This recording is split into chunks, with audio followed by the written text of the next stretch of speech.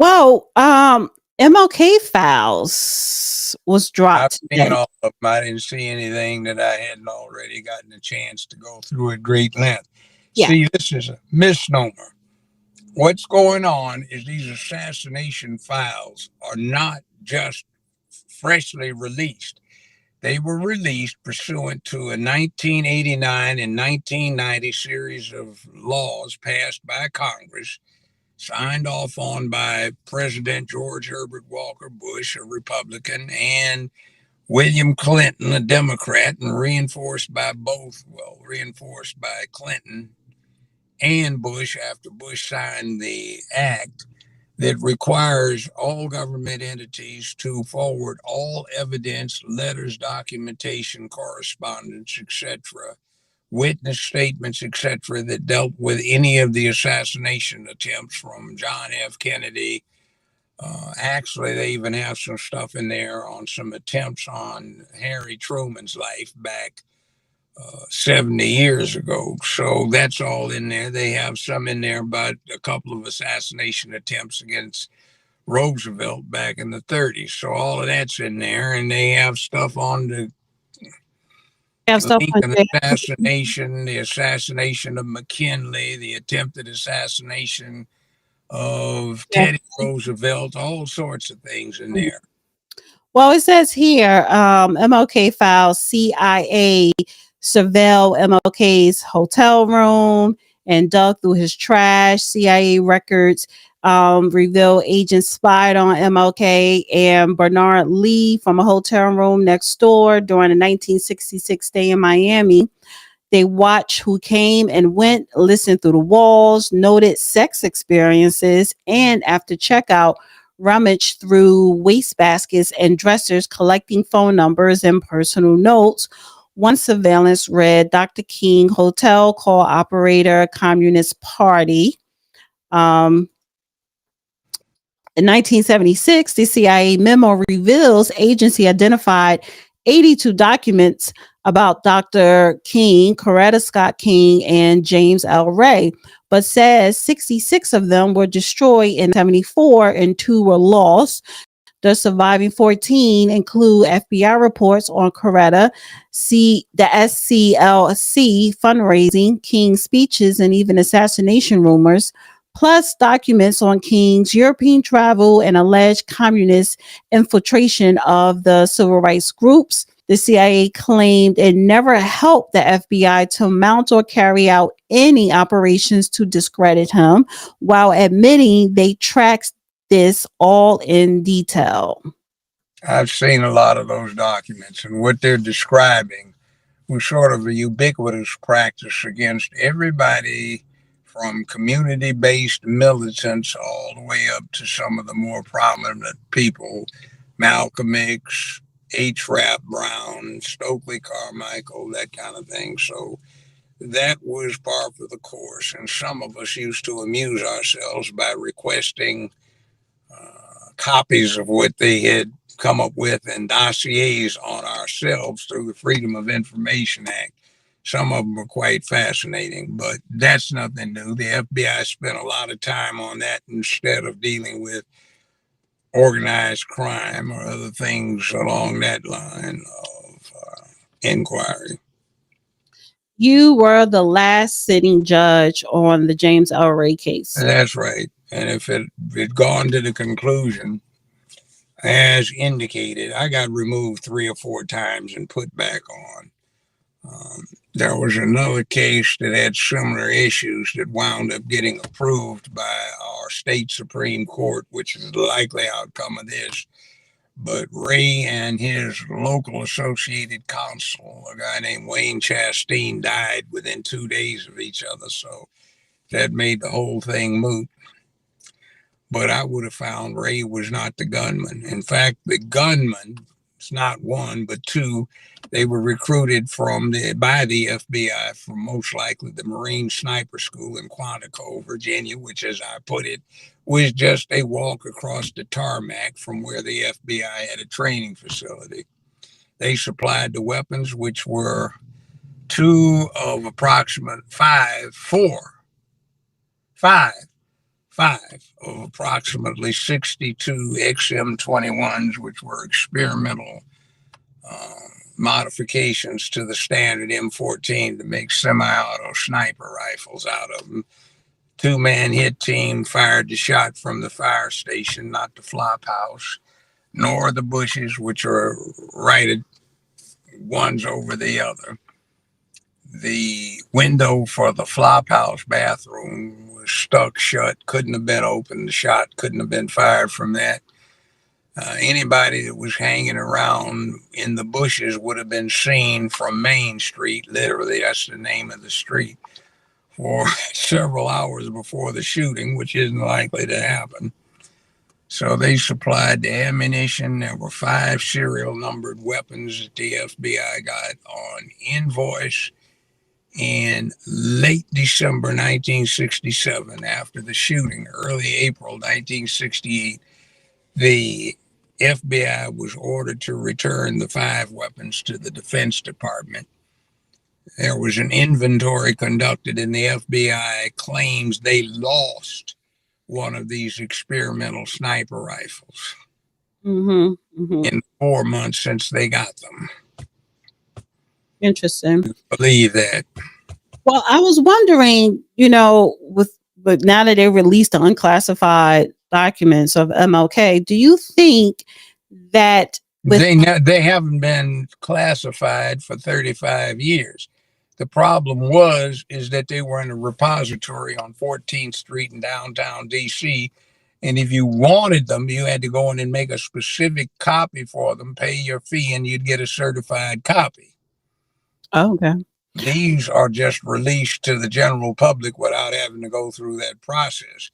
There's some interesting stuff in there, too. Particularly, I would address anybody who's interested to the correspondence between Assistant U.S. Attorney Stephen Trott, eventually a federal judge, now late person, and look at the correspondence between him,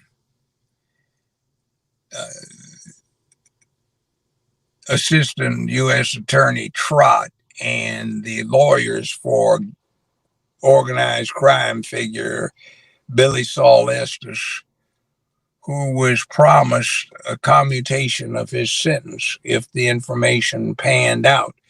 But unfortunately, they assigned the investigatory process to the FBI, who covered their own tracks and simply sent back a terse memorandum saying there's absolutely nothing to this. But it turned out in my conferences with some of the retired detectives from the Dallas Police Department who were involved in the original assassination, there was a whole lot to it that answered some questions that they had had for years. Do you think that these documents are going to have details of MLK's infidelity sex life? There's a reel-to-reel tape series that I've listened to. It has a lot to do with a lot of things about those kind of things, but I'm not going to get into it. They're salacious. So do you think that if we go to the website to read these documents, I'm pretty sure that's documented in here?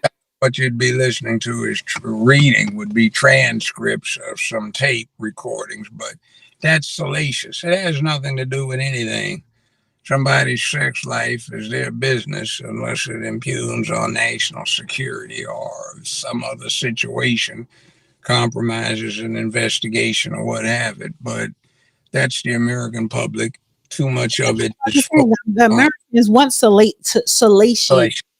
In other words, but you see, there's been a transition. That kind of stuff used to be on the last page of the last section of a newspaper, on literally the last column. Whether you read the New York Times, LA Times, Chicago Tribune, San Francisco Picayune, it made no difference.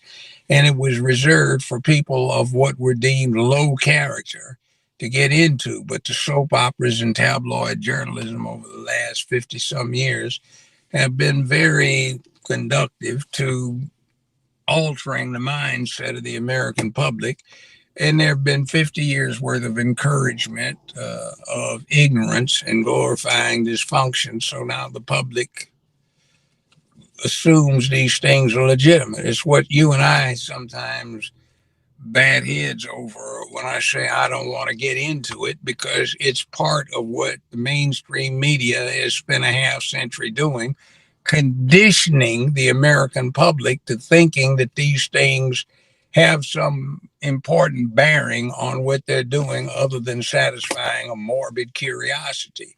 They have absolutely nothing to do with your day to day life. They reflect an unhealthy attitude about things, and that's what we've been encouraged to think like. So it's unhealthy. So what should the American people, take from this? What should they read it for? What purpose, or what should Well, they be looking for? Like, what should they there, get out of it?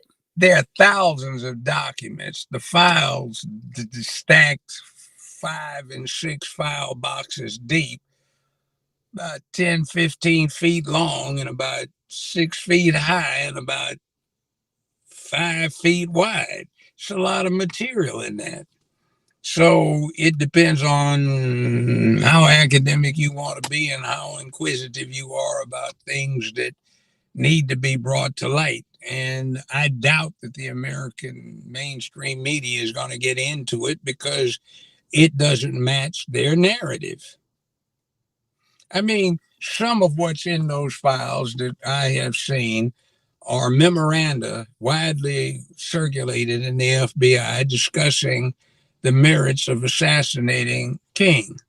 And the main debate was whether he'd be more dangerous as a live agitator who would galvanize the anti war movement like he did civil rights and revitalize labor, or as a dead martyr.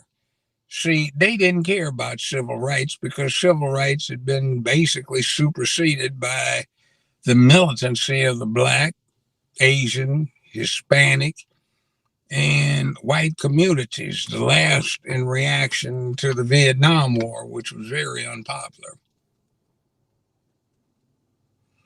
And feminism had kicked in, and there was this assault on masculinity that was causing all kinds of drama. So it is.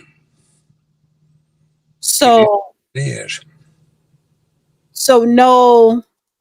no, it seemed like, whether it's Black Americans or Americans, period, have been waiting forever to know what really happened with the civil rights movement and MLK and the CIA and the FBI and his assassination.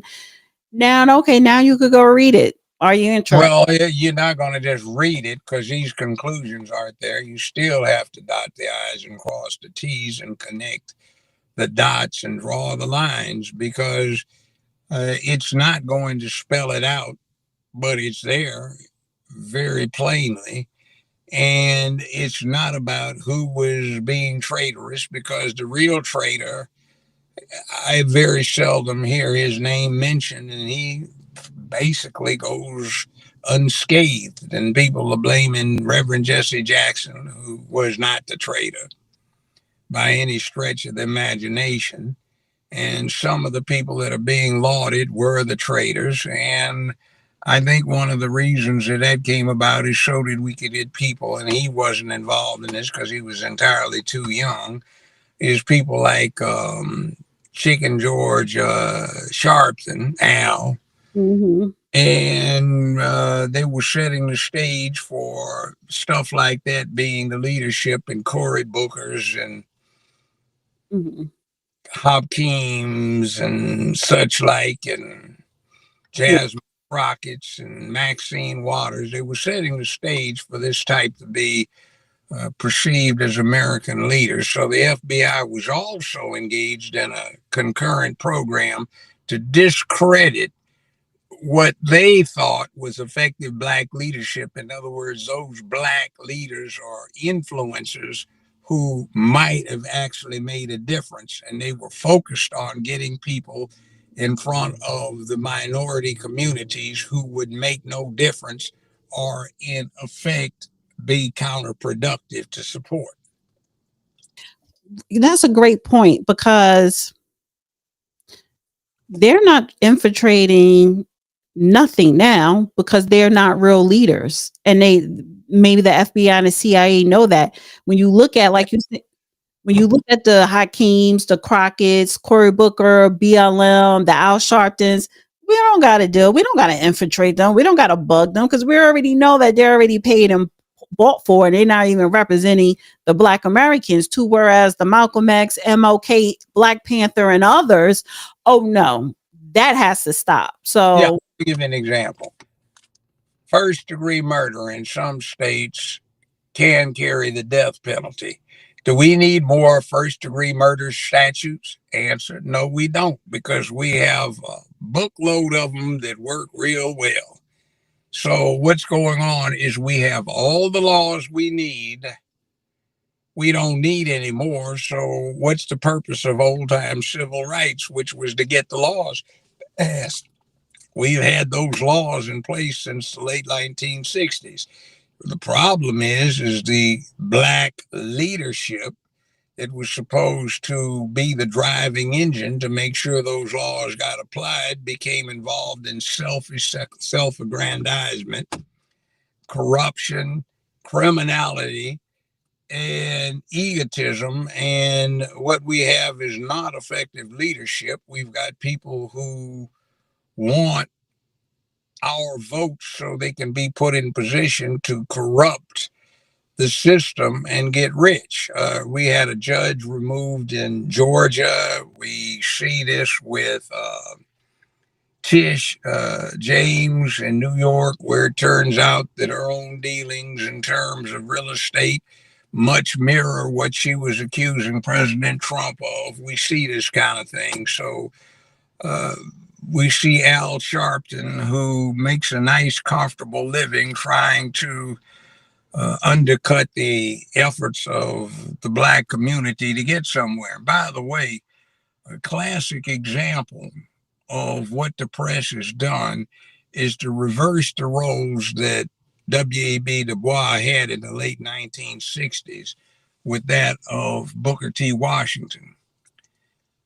We fairly well hated Booker T. Washington in the late 60s, and we lauded W.E.B. Du Bois, but the propaganda has flipped the script on that. And to give you an idea of what W.E.B. Du Bois was about, was we thought he was an early edition of a Malcolm X, okay? We put him in the same category of persons as we did Frederick Douglass. We had, on the other hand, we had Booker T. Washington, and the way we would describe Booker T. Washington is, just imagine if in 40, 50 years, they made Al Sharpton a hero as a great black leader. You have to take into context that just about every southern state had a whole slew of schools named after Booker T. Washington. Every southern city has a Booker T. Washington high school. Booker T. Washington used to get frequent invitations to the White House from various and sundry racist American presidents. And he went because he was a good Negro who destroyed all of the young Negroes coming up who were trying to make a difference. That was his reputation. but wasn't he trying? He was making a difference as well. And He wasn't making, in my opinion, not one damn bit of difference. That man was dangerous. He destroyed hundreds of young black people who would have been great leaders for the cause.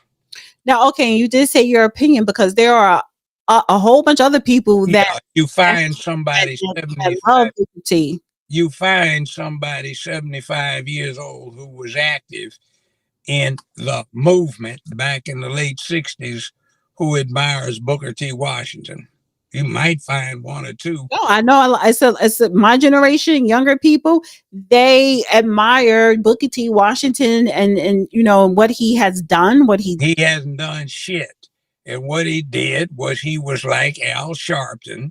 He was like this But bunch of he did. clowns He who was did help trying. create. He didn't help any damn thing. They gave him a rep while he was assisting everybody on snitching. He was like Ron Everett, aka Ron Karinga. He got where he was because he was a snitch undercutting people. It's the US organization that killed Bunchy Carter and John Huggins at UCLA's Campbell Hall in the 60s. It is the US organization that killed off a lot of black leadership in Los Angeles and the West Coast. It's them that started this thing of Kwanzaa, set up in Leimert Park for the first meeting in 1966 to set up something where black people would start talking and they could inform to the FBI and the SIS unit of the Los Angeles Police Department. So This was what basically, it was all about. Now we have so, Kwanzaa, so basically, wait, making him the hero when he is the villain. I see what you're saying. So basically, Booker T. Washington was a snitch, and the reason why he achieved all these accolades with the Tuskegee and all this stuff is because he cooperated with, whether it's the White House, the FBI, and suppressed other potential black leaders. Yeah. He probably gave, probably talked about W.B. Du Bois in a negative way, to slow him down for what he was trying to achieve. So no one wasn't investing Booker T because he was working for the white man. Yeah, like what in the world? One of the most racist clowns in the 20th century to occupy the White House was Woodrow Wilson. He signed the executive order that segregated Washington, D.C., officially segregated the U.S. Navy, which had been integrated up to that point on board ships. He was well supported, meaning Booker T, by President Woodrow Wilson. Theodore Roosevelt, who, to solve a problem that the Buffalo Soldiers had with the Texas Rangers killing a bunch of them, he just put 20 plus Buffalo Soldiers on a wall and had them executed. And didn't even, Theodore Roosevelt, Teddy Roosevelt, we named the teddy bear after Franklin Delano Roosevelt's favorite uncle. And that clown was a staunch Booker T. Washington supporter. I mean, you name it, for people who were bad for black folk. So Booker T was the house nigga. The house nigga. That's what we called him. He was an embarrassment to the militant black community in the late 60s. He was Garvey. Garvey was doing stuff on a pragmatic basis, trying to set Garvey was talking shit about W.B. Du Bois, and he said he didn't trust light-skinned people. Yeah. And Garvey came here under the recommendation of Booker T. Yeah, I know. So there was that. He was a scammer too. That was that war. The difference is that W.E.B. Du Bois said something that offended everybody on the Booker T side. He said the problem of the 20th century will be the color line all around the world. The solution to that is for the talented 10th to bootstrap itself and its people up. Booker T. Washington was trying to destroy that so there would be no talented 10th to bootstrap anybody up. Marcus Garvey got caught in the middle and was unaware of the background and circumstances, and he was trying to be a businessman and a shipping magnate. And Booker T. Washington said, this kind of Negro over here who's just trying to devote this to business and things like that, where there was a vacuum, he wasn't impacting anybody white negatively. He was somebody to emulate because Washington was talking about wherever you are, pick up the pail, pick up the mop, and do the best you can at the menial jobs you're given.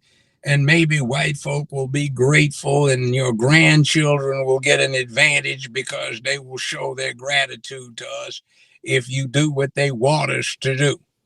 So And he WB was would the go one. to hell with that. We need He to do was it ourselves. training and making Black Americans subservient. That's right.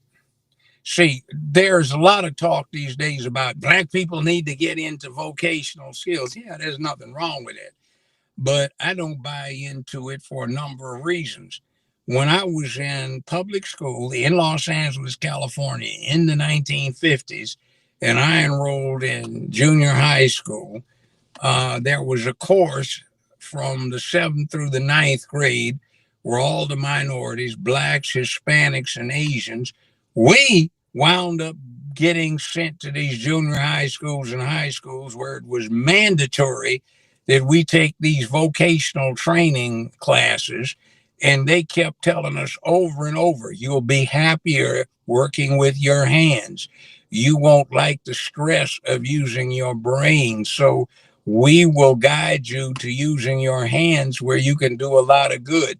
Maybe your grandchildren will be in a position where they can get into these intellectual academic things. So I said, hell no. If I'd listened to what they were trying to do, I wouldn't be where I am right now. And see, we had teachers that fought against that, who white, black, brown, red, yellow said this is the wrong thing to do. Like, I know how to grow radishes and prune stuff, but what the hell? I'm no damn farmer.